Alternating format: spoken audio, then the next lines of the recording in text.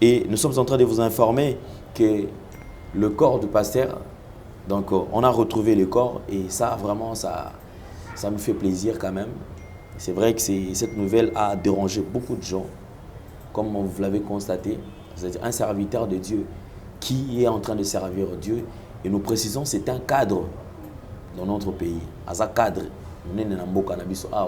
et Dieu a fait grâce, on a retrouvé. Donc on a retrouvé quand même les corps. Ça c'est une très très bonne chose. Et nous prions encore que Dieu puisse protéger ses serviteurs. Nous prions que Dieu puisse accompagner ses serviteurs, surtout pendant ce genre de moments. En tout cas, aujourd'hui, on va enterrer. On nous informe que c'est aujourd'hui qu'on va les enterrer. Donc comme on les a retrouvés, alors on ne peut pas garder les corps. C'est aujourd'hui qu'on va les enterrer. Je crois que Dieu est au contrôle de tout. Qu'on baptiser le corps bien. Même toi qui pour amener ma batuna trop dans Nzambe mais akufi aleka na mai. Et ça linga passe ça vraiment choqué et ça linga mawananga na kanisi kutu. Le combat spirituel existe. Batuba sakana ngoti. So Dieu parle d'une manière tantôt d'une autre. Nzamba peut utiliser n'importe qui pour amener le message.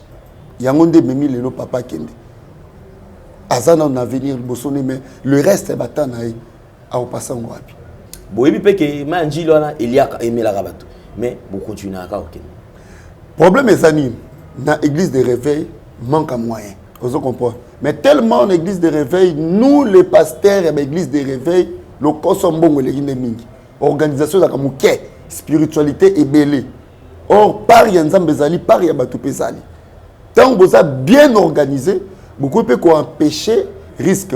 Mais il faut que vous ayez nakat ne balé, et ça n'a esprit des eaux. Oui, ça n'a nakat, ba sirène, ba zawana, ba géant, ba zawana, ba tambolo, ba contrôle espace wana. Alors tant que yo mosa l'enzambe oye na territoire wana, il faut que ça suprématie au nzamba tikatina yo.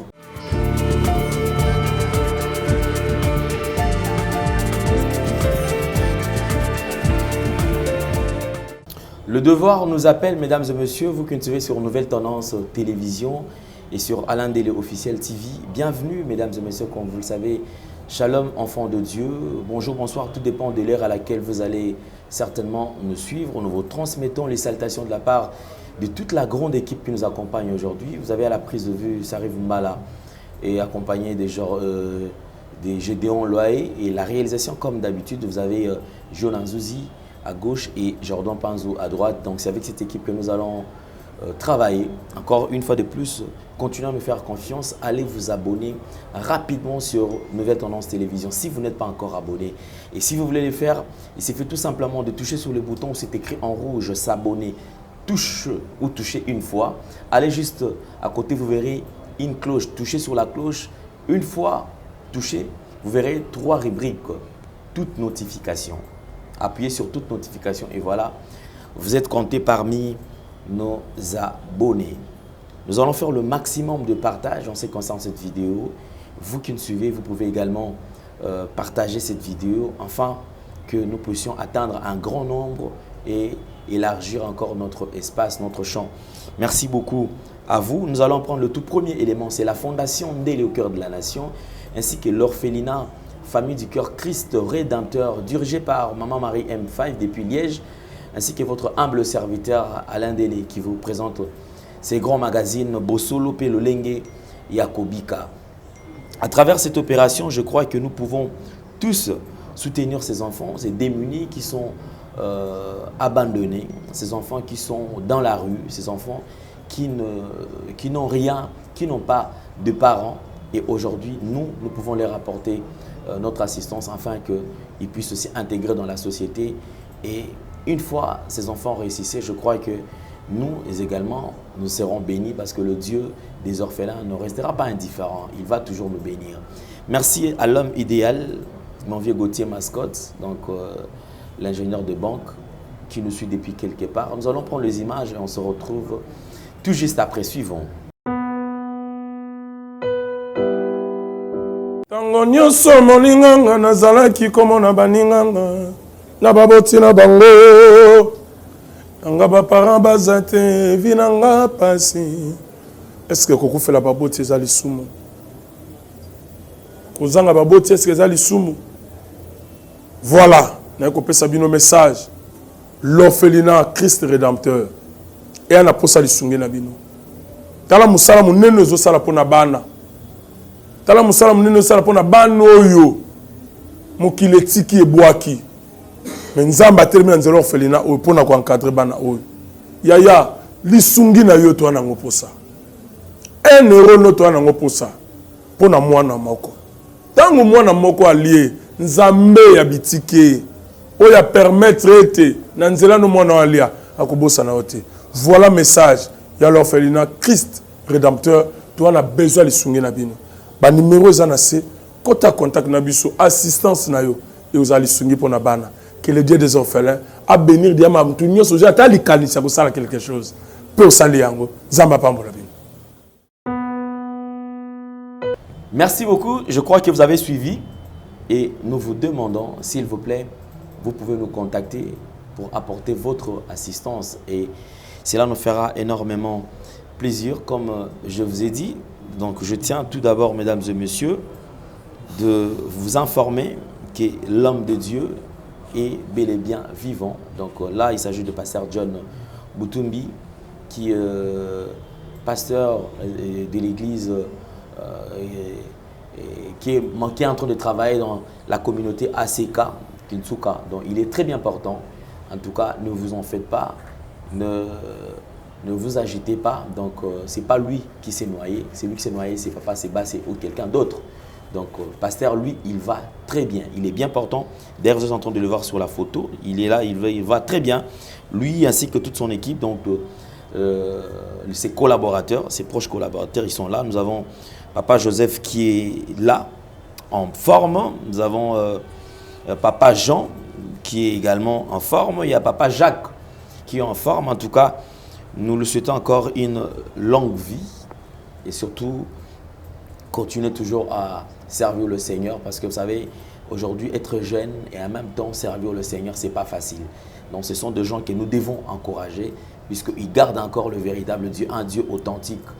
Ce sont des serviteurs qui n'ont pas mélangé Dieu avec d'autres choses. En tout cas, homme de Dieu, merci beaucoup. Longue vie à vous. Mes salutations à toute la famille, maman, les enfants.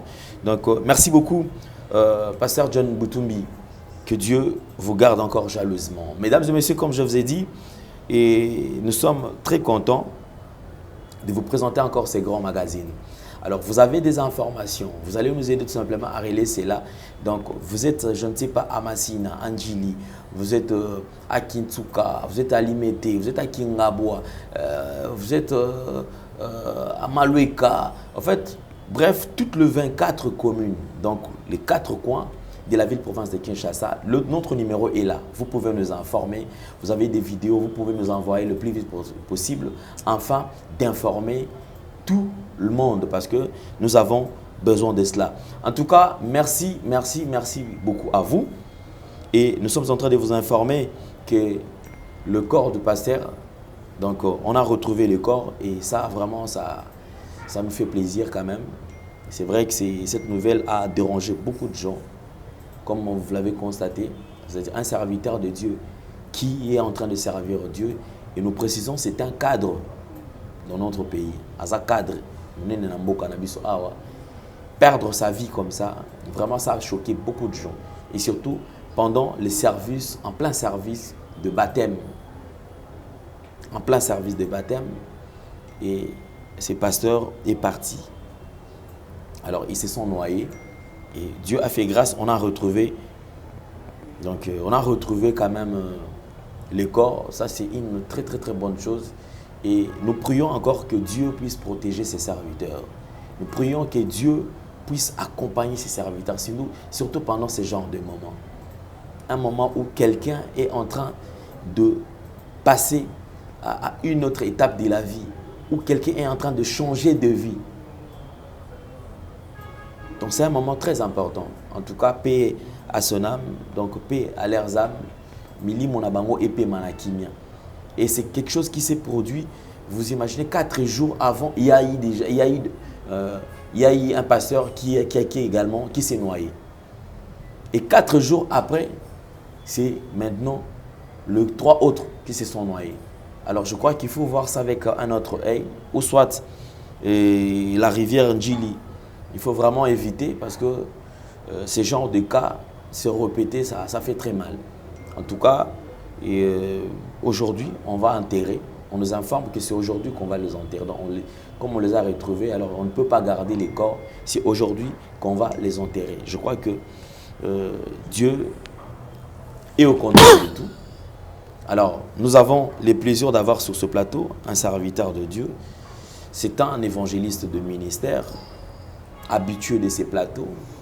Avec nous, nous allons partager un petit moment et surtout toucher ces désagréments moments, parce qu'on ne peut pas quand même se réjouir avec la disparition des serviteurs de Dieu. On ne peut pas se réjouir. Donc c'est un évangéliste, comme je viens de vous dire tout à l'heure, évangéliste Miché Ekouchou, qui n'est plus des représentés. Homme de Dieu, bonjour et bienvenue. Bonjour papa Alain. Santé boni papa. Oui, ça va bien par la grâce de Dieu. Vraiment, homme de Dieu, je crois que vous allez qui informait la disparition, il y a collègue Nabino. Oui.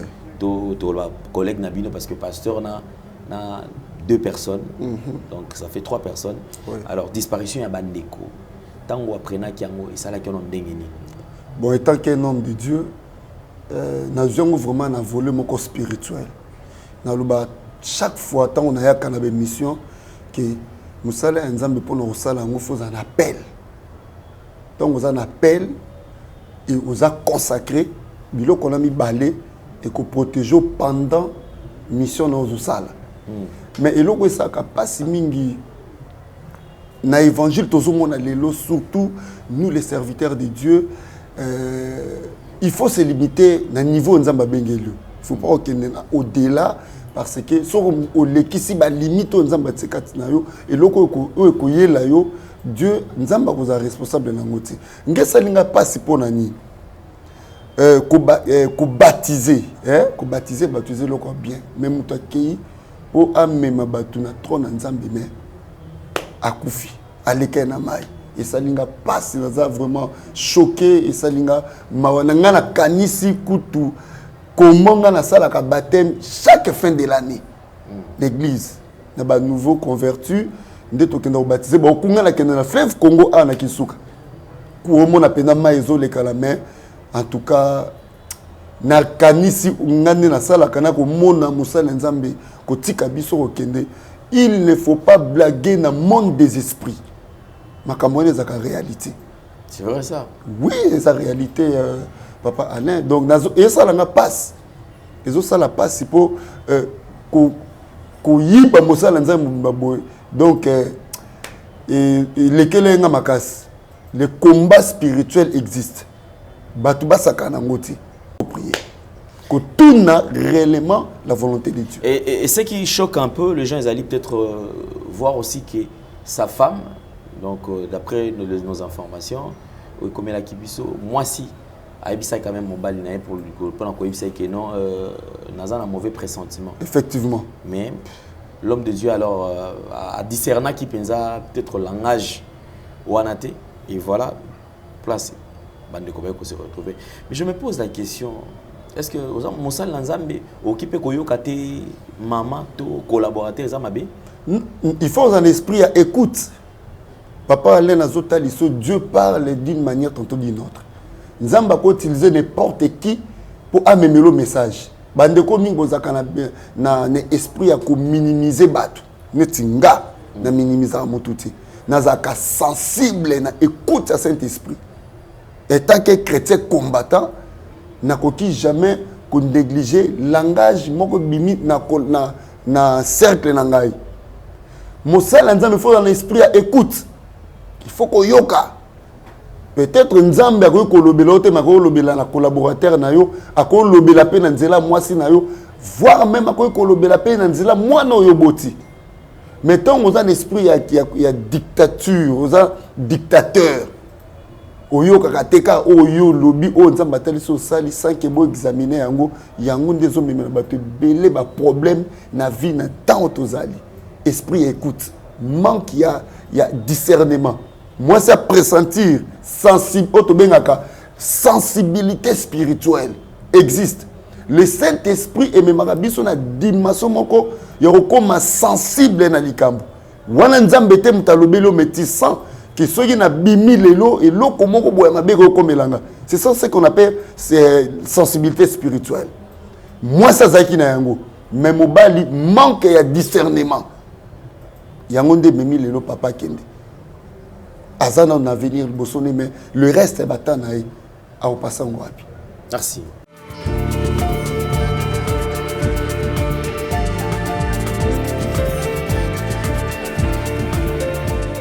Le service des baptêmes en soi, serviteur de Dieu, vous allez vous saler. On va nous parce qu'on condamné pourquoi accepter les risques au moment où, par exemple, le fleuve Congo, par exemple, rivière Njili, Ezali, le monde des esprits. Alors, beaucoup qui ont si soit dans bassin bassin et si ça baptême pas protestant soit ça là mais pourquoi pas bino vous acceptez de prendre le risque qui n'aime na fleuve même sous na rivière neti Njili alors que boyebi ke fleuve wana emima bato boyebi pe ke ma Njili wana eliaka emelaka bato mais vous continuez à OK. Problème est ça na église de réveil manque à moyen. Na ba protestant ba tonga ba woni ba bassin na bango ba tchema ba baptiser bato. Voilà pesa moyen ko diminuer risque. Vous comprenez? Mais tellement en église de réveil, nous les pasteurs et l'église de réveil le Kosombongo les mingi. Organisation de la spiritualité est belle. Or, par Yanzam Bezali, par Yabatou Pesali. Tant que vous êtes bien organisé, beaucoup de gens empêcher risque. La piscine, les gens beaucoup de louer piscine. Bon, louer c'est un endroit où la piscine, les gens louer, pour baptiser bateau. Problème est aux alati. Mais quand on a un fleuve, ils ont un ma bêtise.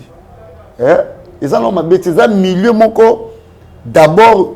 Mai nzambe mutakeli yango fleuve nzambe mutakeli yango mais faut que ba ke nakati ne balé ezana ba esprit des eaux o ezana nakati ba sirène bazawana ba géant bazawana ba tambolo ba contrôler ka espace wana alors tangu yo mosala nzambe oye na territoire wana il faut la que ça suprématie o nzamba tikati na yo pour Bible lobi bien que je vous ai donné le pouvoir et l'autorité de marcher sur les serpents sur toute la puissance de l'ennemi. Puissance soit un Saint-Esprit, il faut exercer, il faut bien rempli du Saint-Esprit, revêtu et rempli. Pour exercer mission baptême dans le milieu de fleuve Congo, la rivière Njili, Maya Kalam, il faut qu'on ait rempli du Saint-Esprit. Parce que le territoire, esprit, sirène, alors, tant que il faut sirène attique l'eau place, mais esprit batique l'eau place. Mais un homme de Dieu, il faut dans la capacité, il faut dans la dimension de l'icône. Et ça, quand au lali, au lamouki, bon, là, on a baptisé Batoupa, ma kamanzambe, bakenango charnellement. Yango zomona na tant aux ali, ba dégué au sale, mais belé, parce que Batoubazo, qui savent, bazo remplir, ba préalable, or, il faut bien remplir tout au bon de la cause à la remplir du Saint-Esprit. Tant qu'il n'y aura pas de problème. Ngaï, n'a qu'à baptiser le fleuve Congo. N'a pas moyen de louer dans nos piscines. N'a pas moyen de tonga moi baptiser au côté baptiser l'église. Mais n'a pas exercer puissance au Nzambati Katinanga. N'a pas que n'a tambola na fleuve l'esprit koyokanga. Pe dégué kozalati. Na ko pe so ba photo ko ko lister ba na nzaiba mona comment tozo baptiser tout ça ezaka risque mais muto azana nzambe pour le véritable créateur notre Seigneur Jésus-Christ de Nazareth a pesi biso beaucoup de pouvoir autorité likona besprit wana nyoso tango yokiti wana ba démon automatiquement faut ba kende ba bike généralement quoi Jésus-Christ a kitao béret rouge moi quoi Jésus-Christ a kitao. Ah, si tu me dis un problème, bah opérer wana te ba quel côté musu parce que bah ticket lui au serviteur de Dieu aux autant mon mission nzambe au samusala Jésus nzambe. Il y a une question que les gens se posent très souvent, ils allaient toujours quand on a service à baptême. Ouais. Les lieux commis de coutume dans des églises, c'est-à-dire avant azala baptisé, il faut aller en affermissement, après affermissement sur les 3 mois, à l'andi cours il y a baptême. après cours à baptême nde sikoyo et ta sali ceux qui cure d'âme après cure d'âme accueilli pour un kokula. Or bande quoi c'est parce que non comme organisation humaine. S'il faut la baptême Jean-Baptiste il n'a pas pris le temps bah nous va tenter que nous allons monter kota na noko sala na no boyer et lelo est-ce que monter pour soit baptême il faut qu'à nécessairement après na cours biblique après na cours ba ye kolisaye baptême zanini et tout koye koleza babeti vous comprenez même intelligence Bible et lobi na biso na Jacques chapitre 1er verset 5 quelqu'un parmi vous soka zangi maye la senge pa na nzambe nzambe pesa avant que les canaux baptême ils ont vraiment nécessairement que muto les canaux fermissement et là c'est très important muto confesser marche à ma bé ou à ça qu'il besoin nzambe pe andima lokola mokonzi pe mobiki sinaye kotika vi na ya kala voilà akota sikuna makambo itali bonzambe kokufa pe kosekwa na Yesu ezaka symbole biso photo zaka ba imitateur ya Jésus-Christ ndenge Bible lobi Jean-Baptiste agangaki batu bayokaki ye Matthieu chapitre 3 premier verset 5 au kititi nase batu bayokaki mungongo Jean-Baptiste repentez-vous quoi car le royaume des cieux est proche batu bayokaki ba confessaki mabe na bango batu bayaki na Jourdain ba acceptaki d'abord message il y a Jean-Baptiste pe bandima ki bazala baptisé na Jean-Baptiste et puis Jean-Baptiste asuka ki wana talobi ngai nazo baptiser bino po na bolimbisi ya masumu na bino mais oya koya simananga ko baptiser bino na puissance pe na Saint-Esprit alors batu bayaki belé Jean-Baptiste baptisaki mais na groupe batu oyo bande koya Jean-Baptiste atalabo amoni ba scribe ba pharisien bango pe baye kozwa baptême osomo likambo ezana donc aujourd'hui ezana batu o bazwa kozala baptisé baza non converti Matthieu chapitre 3 verset 11 Jean-Baptiste amoni ba scribe ba pharisien baye bango pe baleka baptême habité na ko baptiser bino te avant na baptiser bino il faut porter ba fruit digne ya repentance pour boza ba race de vipères aujourd'hui papa loko komi tuna que ebela ba pasteur ebele bazo baptiser bateau bazana ba race de vipères yango zo mona ba déguezo sala race de vipères dans le baptême en soi il faut ça la main sur le plan d'abord c'est à dire faut toi à la préparer sur le plan spirituel on accepta d'abord la parole de Dieu mutandimi amoni que nous le balanzambe et côtier na motema atali que non et tant nazana ngoza ya mabe natika kindoki natika magie natika science occulte natika pédicité natika kolango za mabe natika kindoki kopumbola butu osaka ba voyage astral natika ba fait étranger natika mensonge natika orgueil natika querelle natika division ba biloko wana mabe oyo ko mema biso mosika na nzambe tant muta yoki lo na nzambe accepter yango automatiquement mutu fa le kala baptême soki mutu ak biloko wana confesser nanu te aye kaka boyo baptiser nga non un homme de Dieu il faut pas rebaptiser mutabongo Jean-Baptiste abenganaki ba pharisien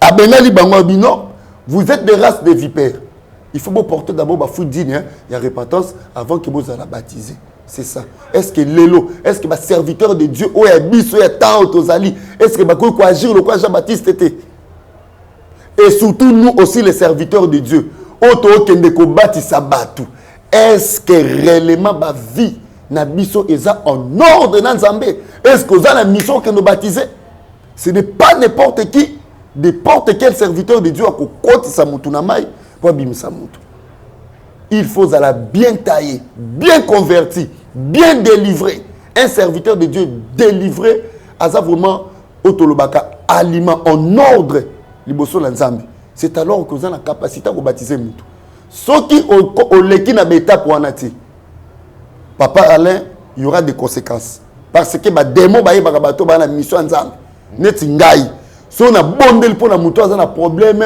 il y a des esprits zotungisa ba esprit ba yeba ka ba dimension ba serviteur de Dieu mutu ba pesa gangela ngai na koto ça y parce que sur la salle teti dans un problème. Et ça dimension par dimension, niveau par niveau. Mosala nzambo ke ko batisa batu. OK, c'est ça problème encore spirituel et pas mosala nzambo wana. Des problèmes spirituels graves. Oyo et peut sa leçon na ba serviteur de Dieu mususu o ba mi négligeaka qu'il faut mi ami lukela na délivrance à contrôler na vie spirituelle n'est bien avant qu'on exerce mosala nzambo. C'est très important. Très important. Merci beaucoup, évangéliste. Je crois que Bandeko, donc tout va peut soutenir les serviteurs de Dieu. Oui, oui. Parce que c'est pas facile. Moni Lelo, Bazaleko Keneko Kunda Bandeko. Passe. Ça fait très mal. Passe. Ça fait très mal. Et surtout sur les qui cadre, on est dans le cannabis. Passe. Akei Karaboé, na Bandeko Bazalaki tout autour de collaborateurs, Akei puis Karado, Moko Akei, na Mondimi Moko Oyo, Bandeko Dindisanamai. Alors on acquise personne pour dire que peut-être Ndeko na Mondimi on a yende mutu, avec la esprit, Bamondi Bameli, Bameli Bamon. En tout cas, nous, on s'abstient par rapport à tout ça. En tout cas, nous présentons nos sincères condoléances dans l'église, communauté, surtout, c'est-à-dire l'église, à Jésus-Christ de Nazareth. Et Nzambe a continué à bomba bino basal Nzambe. Nzambe a continué à bomba bino. Et les serviteurs de Dieu doivent aussi savoir que le diable a Zarako qu'on a sauté. Oui. Donc le diable qui vous a attaqué matin, midi, soir, vous devez savoir que Nezan a la népomité. Donc Azela Rabino Kaka. Alors quand tu trébiches, il faut ça l'attention. Pour dire que vous avez besoin de récupérer comme dans la minute où on continue dans le monde, à récupérer comme ça pour couper s'il. Alors tous à la vraiment tout mekakoé pour la état et surtout bandimi bandeko oyo tous ali encadré par le serviteur. Voilà, c'est ça aussi. Nous devons aussi leur soutenir. Yo sambela pona pasteur na yote il faut osambela kapona yi. Ba kombeza makasi papa. Ce sont des gens bazokuta na bitumba ya ndenge na ndenge. Tu t'imagines, ce sont des gens qui menacent toujours ba esprit ma be ozota mon na kati ya famille. Une église qui a peut-être 60, 200. Vous imaginez combien d'esprits des esprits oyé à Bondisaka. Effectivement. Ces pasteurs là. Alors, le pasteur est belé, l'église a 1500 membres, 2000 membres.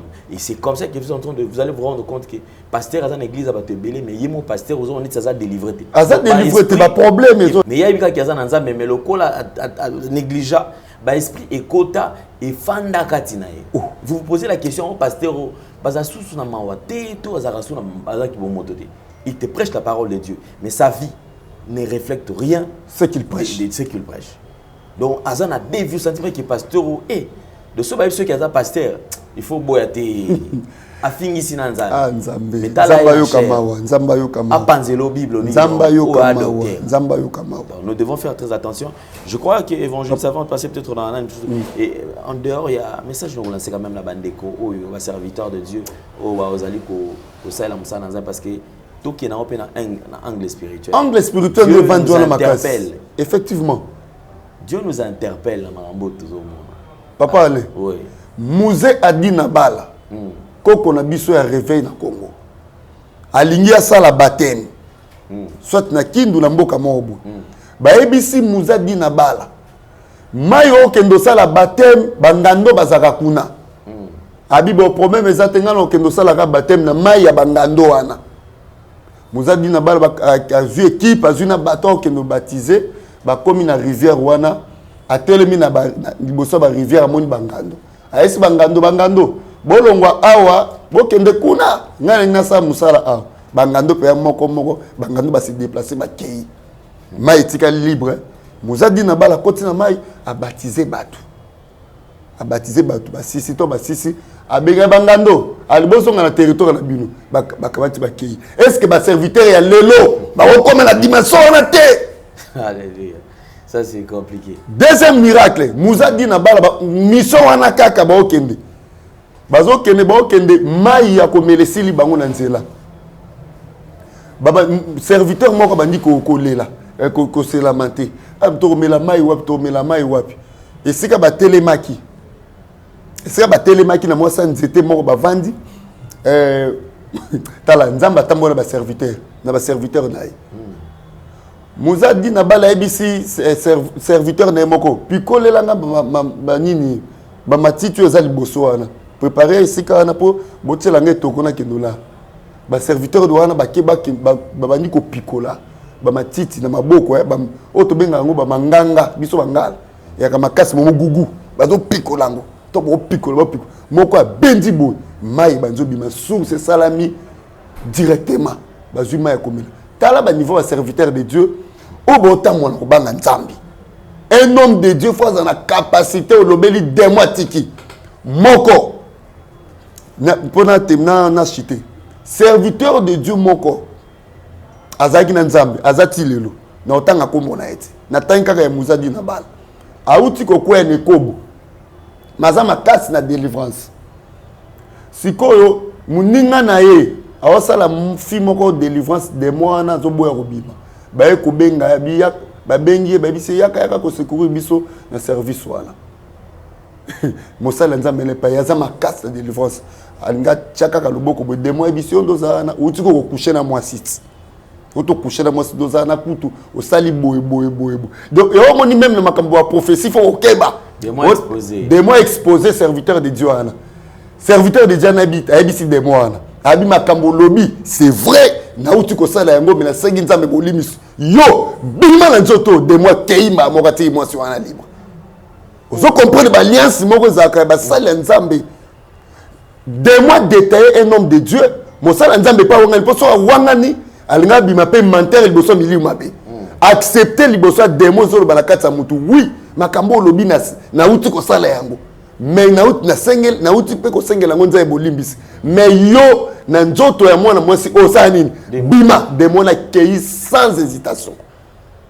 ba dimaso wana nyonso lelo na habité monde actuel basala nzambe na habité sui ka ndingo lobi hôtel pena o ya serviteur ou bien comment tozo ba lisute niveau to okendel papa le makambo na habité ça réalité. Merci beaucoup évangéliste. Alors une orientation comme nous avons l'habitude de le faire, donc nous allons quand même écouter une orientation, Marambetali Finabiso, Marambetali message de la part de Dieu. Merci beaucoup.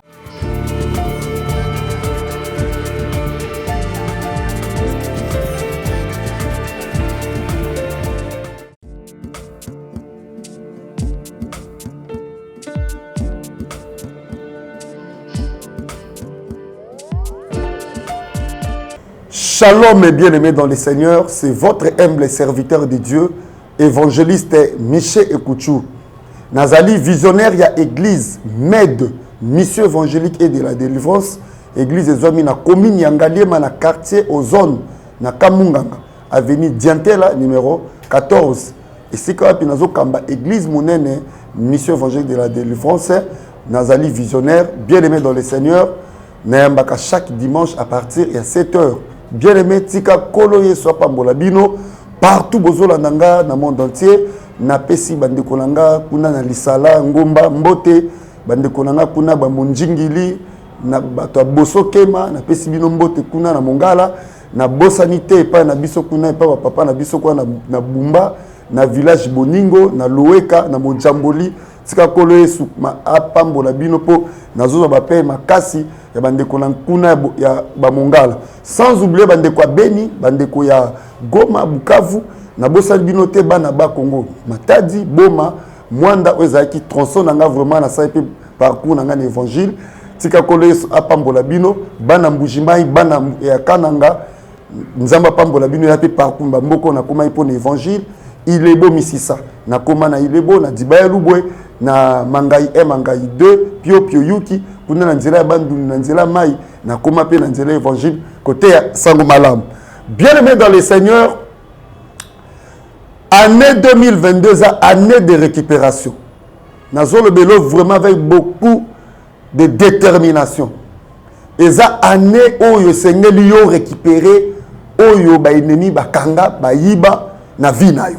Pourquoi nzambe bisinga année ya récupération? Parce que ezala makambu ebele oyo yo bungisa na vie. Oyo ba ennemi ba mema. Oyo ekenda yo. Oyo elimo yo na maboko.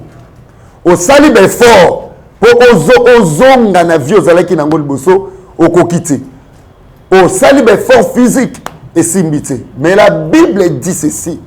Confiez-vous à l'Éternel, vous serez affermis, mais à ses serviteurs, vous réussirez.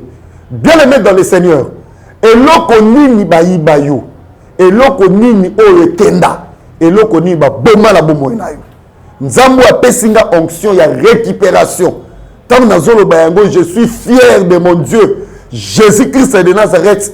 Oh, ayebisanga ke aeshuakati, ako échoué te pour na domaine na yo. Pour la citation na ko échoué te. Totan le balanzambe rapidement. Luc chapitre 5 verset 5. Simon lui répondit, Maître, nous avons travaillé toute la nuit sans rien prendre, mais sur ta parole, je jeterai le filet. Gloire au Seigneur. Bien-aimé de Dieu, tu dois essayer encore avec Jésus-Christ. Là où tu as échoué, tu dois essayer encore avec notre Dieu, notre Seigneur Jésus-Christ. Le véritable Dieu Oyo a échoué à Kati. Simon Pierre, grand pécheur. Mais Bible lobi mukoloana pêche simbaïté. Muto abande ko bokola, libota na la pêche parce que zaki héritage batike lae. Mais mukolo moko kindo ki a famille à Pierre et retenir pêche et retenir ba résultat nae. A pêcher à le côté, à s'aligner sur le côté. Pour la mine, résultat pêche nae et zaki a ko kangama na ba esprit des eaux. Ba bilima ya mai, ba bloquer résultat pêche nae. Alors la Bible dit, Jésus-Christ s'est envoyé dans Mbokana Génézareth, à matin qui n'a boîte à Simon Pierre. Il a accepté, Pierre a accepté, Christ a matin la boîte naï. Yes, a dit Pierre, tindika boîte ou mouké na katsama ina tel le balanzam. Pierre a accepté. Bien aimé le makamonza, mais tu dois obéir sans doute. Naba recommandation au Moussa Lanzamba go pesa yo.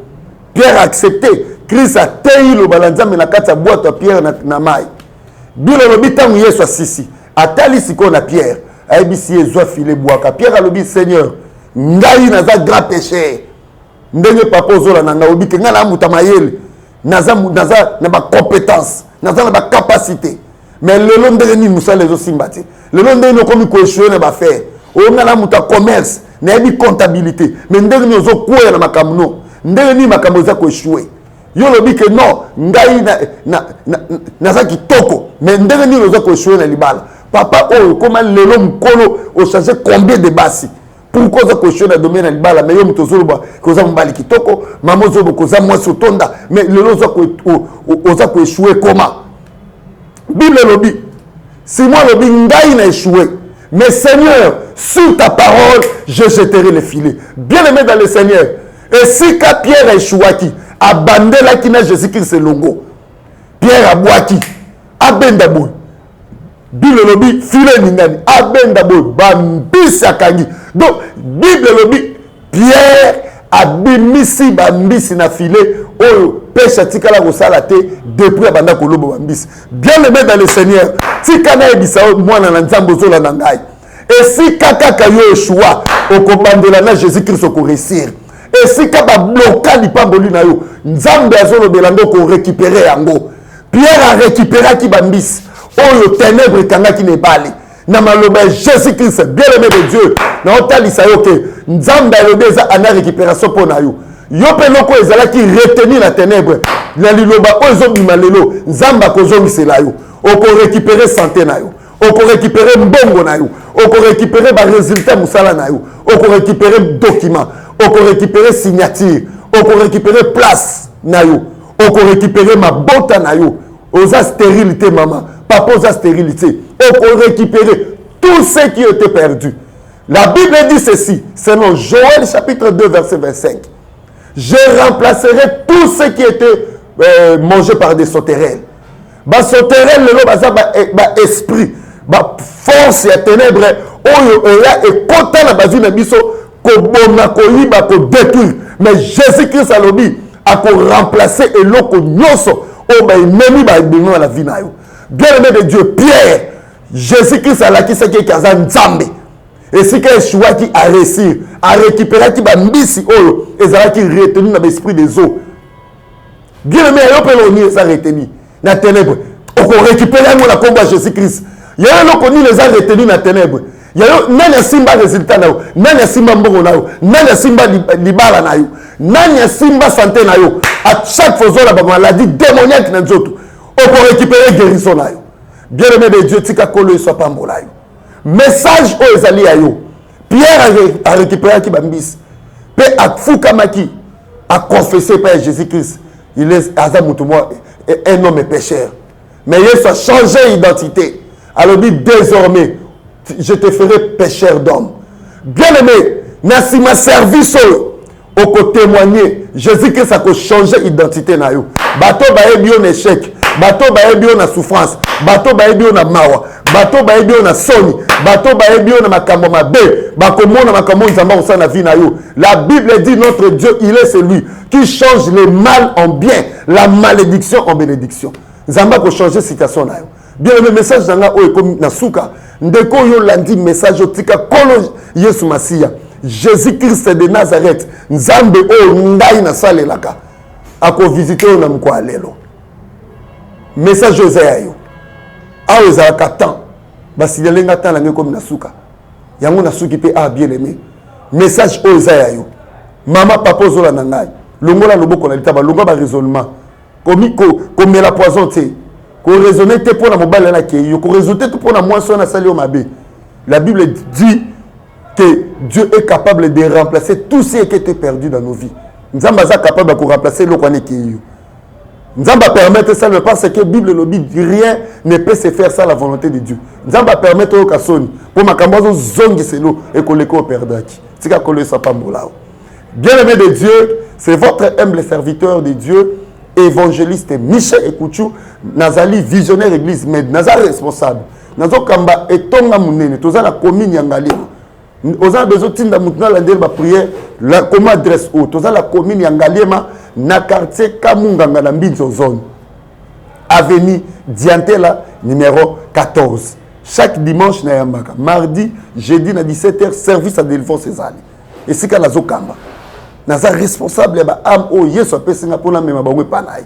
Yo pe na koyamba yo mais numéro nanga ezali plus 243 9 98 99 36 59 plus 243 9 98 99 36 59 waneza numéro nanga ya WhatsApp benga tout moment na obon de la pona kanayo. Bien aimé, compte YouTube nanga ezali évangéliste Ekouchou TV. Bon s'abonner massivement évangéliste Ekouchou TV. Bon s'abonner massivement na chaîne nanga. Bien aimé, beaucoup de prières agressives, de prières à ma kasi. Nzamba kozan sato pambola yo. Na pesi mbote et pas ya pasteur Catherine Santos biaya kuna na Manitoba na Winnipeg na Canada. Nzamba pambolo ainsi que église mobimba communauté tabernacle convenante. Que Dieu vous bénisse. Ndeko na mbi Jésus-Christ était répétez si manabiso. Seigneur Jésus-Christ. Na fungoli motema na ngai. Na yambi lokola mokonzi pe mobikisi. Limbisa masumu na ngai. Koma kombo na ngai na livre de vie. Libela na libela. Na kombo Jésus-Christ. Amen. Kolo isa pambola bino. Bye bye.